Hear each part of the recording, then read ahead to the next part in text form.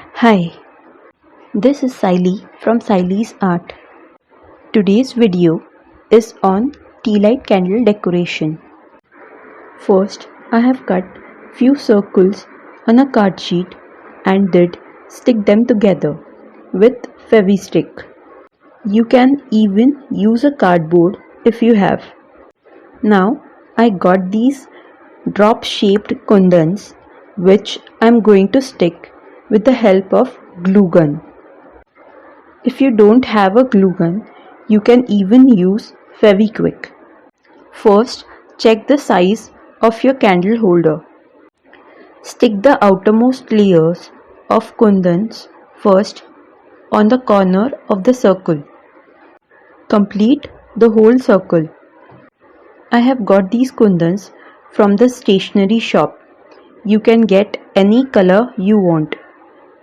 I will be coming with few more such different decoration videos too. So if you like to watch my videos, please do subscribe to my channel. Let's start. Now this second layer will come above the outermost layer. For the second layer, I'll be using transparent color kundans. It should look like petals of a flower covering each other. It won't stick with any other glue, so you need to use the glue gun. The second layer is done and it still looks pretty.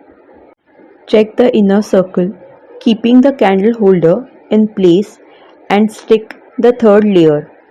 My lotus has 3 layers, so I will keep the holder in place and stick the third layer of kundans on the second. After it's done, it will look like a lotus flower.